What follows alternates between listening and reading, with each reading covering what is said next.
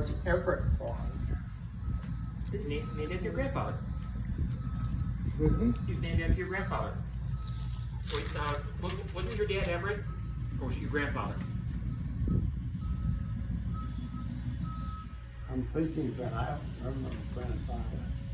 Yeah, one of them Yes, is I Everett. do. I remember. Theo. Well, I've got a photograph that's been restored by Laura on down on my piano that is Everett Fogg. Yeah. And he's either my grandfather or great grandfather, I'm not sure. I think it's great grandfather, but I'm not positive. I'd have to go and look. This is from the Abraham Lincoln School in East Braintree, January 5, 1945. Dear Mother and Father, there is to be a meeting of the PTA Monday evening, January 8th. I would like very much to have you attend. Your son, David. And it's in cursive. In cursive, yes. Wow. He did good. My grandson is autistic, and he's 12 years old. And they've gotten through the speech part, but they're still having a problem with his handwriting. So What do you want? Abraham Lincoln School is gone. And tore it down many years ago. That darn development. No, it was on a side road. It was just a lot. And behind the school there was a big hill. And there was a playground at the bottom.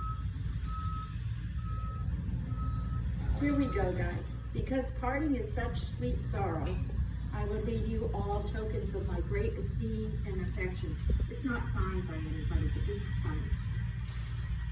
To part of my replacement, Arthur Brown, I leave all the headaches that go with running the agency, a rubby ear to help That's in my mother listening writing.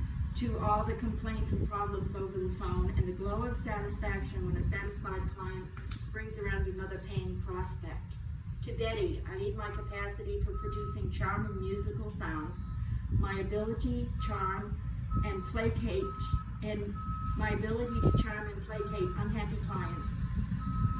I also leave her my teaching and ability, and as a final gesture of goodwill, a mousetrap to be used in the cash drawer. It's got to be your mother when she retired. Yeah. Says to Patricia, my vast knowledge of bookkeeping, by my beautiful penmanship, my letter writing ability, and any reserve of my private stock in the medicine cabinet. To Claire, I bequeath my Stock in the medicine KT, cabinet. my extremely accurate filing ability, my ability to charm the different automobile underwriters into taking on new risks, and as an extra bonus, my ability to get lost while driving and then getting found again. To our new gal, Anne, I leave my ability to confuse all the extra carbon paper in my desk and a nice big fat pile of losses to settle.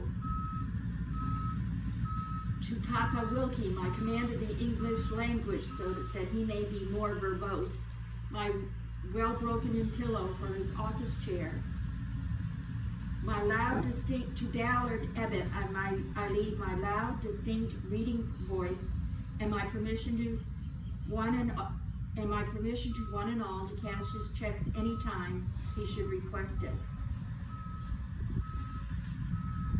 To Henry, my special brand of rouge to conceal the paleness of his complexion. Also a fan to clear the air when one of his suppliers fouls up a stock order. To Roy, my truck driving ability and all the pencils, erasers, and pens in my desk. And to Walter, my bright and shining morning ability to get to work on time and my quiet, dignified telephone manner. That is crazy. Your mother wrote that? Yeah. Wow. We live from Hayward Street, which is about a mile from this office. Yeah. She'd have to walk up a hill, around the corners, and then there was a little bit of a rise, but then there was a big hill. As you walk down this big hill, across the river to the office. And she did that every day. And at the end she says, to Dan, many, many thanks for the privilege and pleasure of being his secretary and Girl Friday for lo these many years. the fun of working for him and seeing his business grow and prosper. You've been the kind of boss every secretary dreams of, and there should be more like you. And to all of you, there is no doubt in my mind that I will miss you and think of you so very often, but my Irish honey is the mostest. Need I say more? Oh my goodness. That's Stuart. Yeah, I never got to meet him, but I heard lots of wonderful things about him. The unfortunate part was he smoked and did so almost up to the end. He what? He smoked. Then he got emphysema. And Hilda, when trying to take care of him, it was way too much for her to do.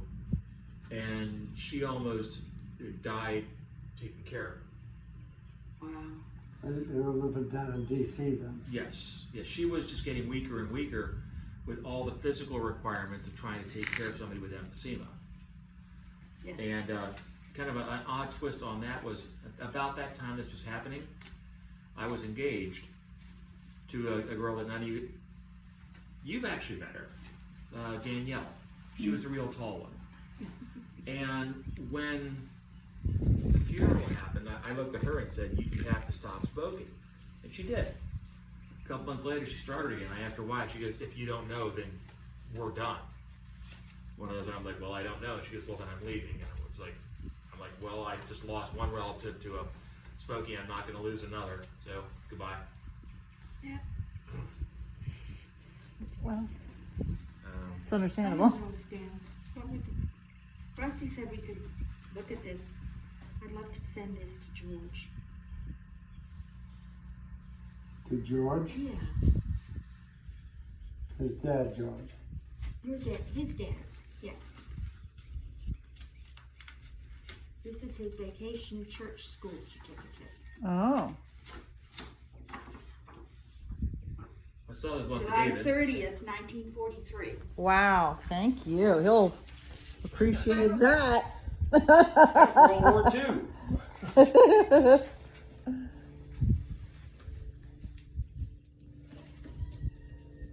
George and I actually got along pretty good for quite a while. And my older brother, David, was off on his own. So he didn't want anything to do with George or Stan. So we were just nothing. Bothersome younger brothers. No, all three brothers. Yeah, but you said David didn't want to have anything to do with either one of you or George. Put this in the car. Because you were just younger Oh, yeah. Let's see what and else. annoying George brothers. is my brother. Right. But why do you think David didn't want anything to do with you or George? Just he was older and he thought you guys were Yeah, annoying younger brothers? he had gone to college. He was the first one in college. College was 100 miles from our home. And he used to ride his bike to college. What? Wow. I mean, it was quite a family, I'll tell you. Huh. And we lived in a house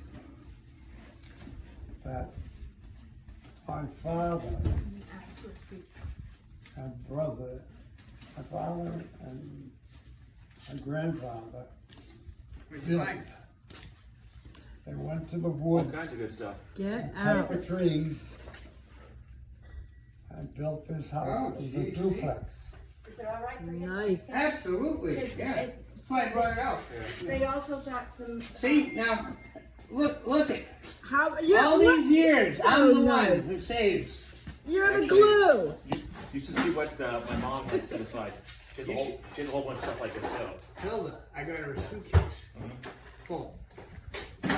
My dad was pulling out some photos of East back in the 70s. Yeah.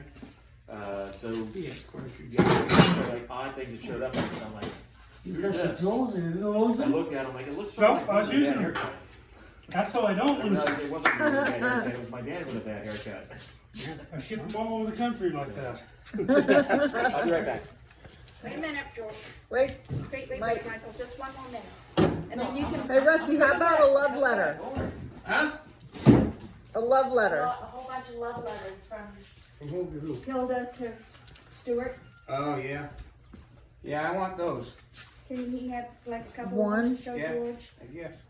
Do you mind? Just one. If you don't. Oh, if you give it to him, it's gone. I know that. So Yeah, okay. it's okay? I don't care. Just one. There's like how many? 170? Yeah, but I got them all Numbers. together. If anybody wants them or wants to pass them on. Pam was reading some of it. It's like, oh my. My darling, it started, the first one I read. Well, Stuart and Hilda were real tight. Yeah. Wow. Yeah. Super nice. So, So, You thank God remember that. Stuart Rusty? of course, he was my favorite grandfather.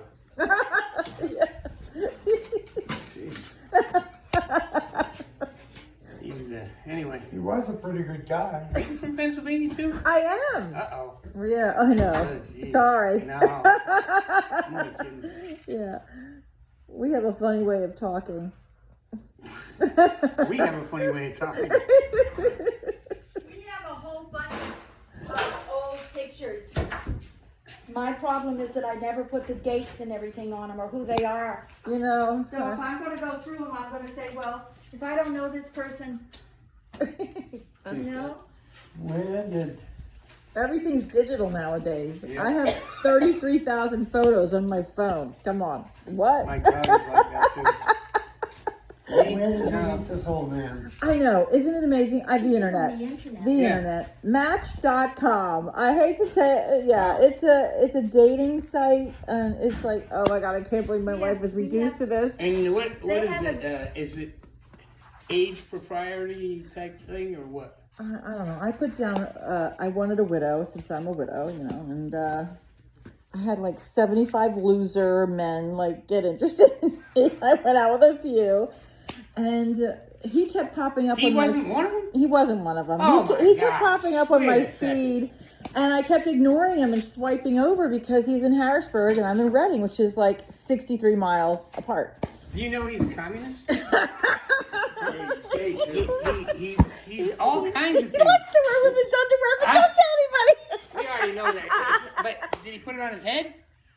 I mean, you know. Only after a few shots of tequila. Oh, boy. We have a granddaughter that has had a guy that she was with for 2 or 3 years, and they have a baby together, and she met him on the internet, and then they split up. Now she has a new guy that she met on the internet. No Well, comparison between the two men. Maybe none. Who are you talking Julian and David, Brienne's boyfriends. we have a lot in common, so that was important. Oh yeah. about? Leanne's boyfriends. Yes. Oh, yeah, that's the newest one. Julian and David. It's the way to meet people these days, and with That's the way, COVID, yeah. you know, you really can't get Yes, out I very know. much. So And how long ago did you meet him? October 14th, we started texting, Okay. and we met on October 16th. So Not very long ago. And you Not very still long. talking to each other. exactly, I And know. your kids aren't too happy? Neighborhood. My older two are okay. Both of our younger Yeah. children are still dealing with the death of their parent. Of course. So they're not ready to move on yet mentally that their parent has another life, maybe. I think they both want us to be happy. It's just hard for them to process. Yes, It just really means that their parent's really gone. Well, this girl that Pam was just talking about, Brienne. Leanne, we raised her. Oh, And, she's been gone for a few years, and then she says she got a boyfriend. And she eventually got pregnant. And has a I'm not going to get pregnant. I don't think that's going to happen. hot How girl. long has it been usual? It just adds so many problems. Right. He died October 15th of 2018 from Lou Gehrig's ALS. That's been a long road for you, hasn't it? Yeah. That's been very, Yeah. I'm sure. Yeah. And Janet was last year, Yep, last March, last March. ovarian cancer. Yeah, She was sick for 6.5 years. yep. My husband was sick for 3 years, but it was very difficult to watch because very active, athletic, and all of a sudden, the moment he couldn't walk right, he was like check me out. I want to start my life. I want to be reincarnated. You know, he was ready to go. And Janet was really a smart young lady.